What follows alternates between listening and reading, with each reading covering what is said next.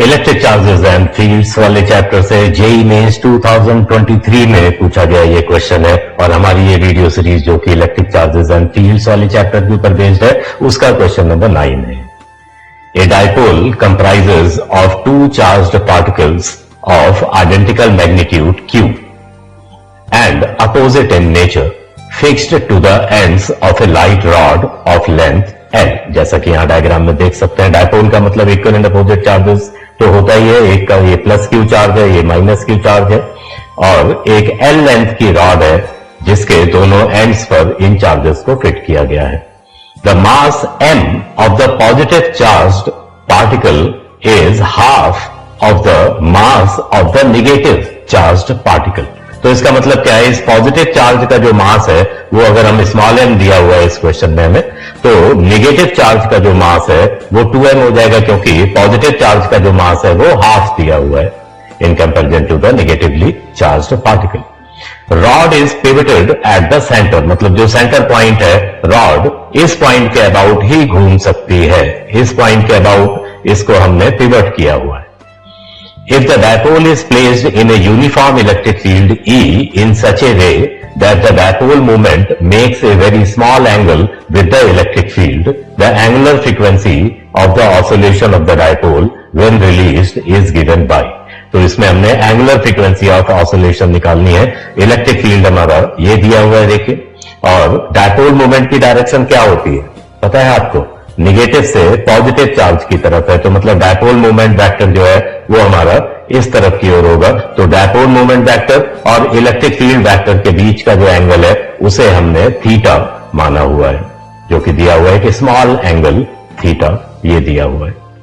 तो अब इसमें देखिए, इसको अगर हमने थीटा एंगल पे रखा है तो इस पर जो लगने वाला जो टॉर्क है इन फोर्सेस के हिसाब से आप देख सकते हैं, पॉजिटिव चार्ज पे फोर्स इलेक्ट्रिक फील्ड की डायरेक्शन में लगता है Q इंटू ई, और नेगेटिव चार्ज पे जो फोर्स लगता है वो opposite to the direction of electric field लगता है। तो ये दोनों फोर्सेस मिलकर एक कपल बनाएंगे और एक जो टॉर्क लगेगा जो वापस उसे इलेक्ट्रिक फील्ड की डायरेक्शन में लाने की कोशिश करेगा, और ये एक रीस्टोरिंग टॉर्क होगा जो कि इस डाइपोल को अबाउट द सेंटर पॉइंट, जो कि पिवट पॉइंट है इसका, उसके अबाउट ऑसिलेट करवाएगा।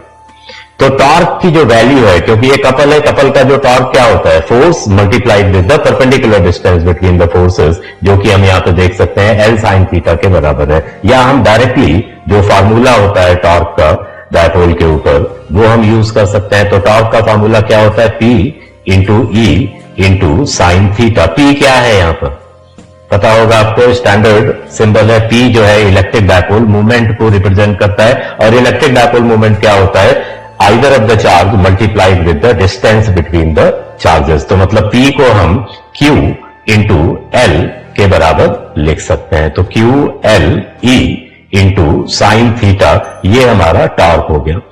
11th में आपने पढ़ा होगा टॉर्क इक्वल टू क्या होता है, moment of inertia into angular acceleration. Moment of inertia को हम I से रिप्रेजेंट करते हैं, अल्फा जो है इसका एंगुलर एक्सेलरेशन है। तो देखिए I क्या है यहां पर, moment of inertia about pivot point, and alpha क्या है, एंगुलर एक्सेलरेशन, जो कि यहां पर रीस्टोरिंग एक्सेलरेशन है बेसिकली।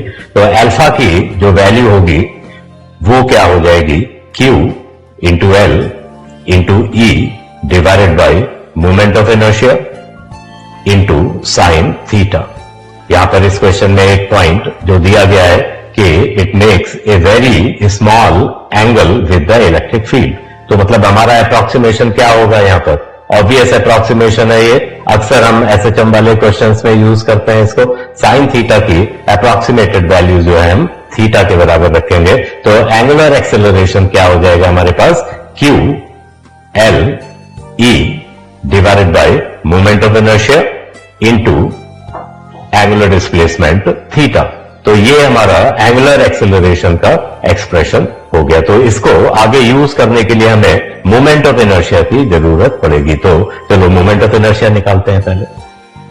तो मोमेंट ऑफ इनर्शिया क्या होता है, mass into square of the distance from the axis of rotation.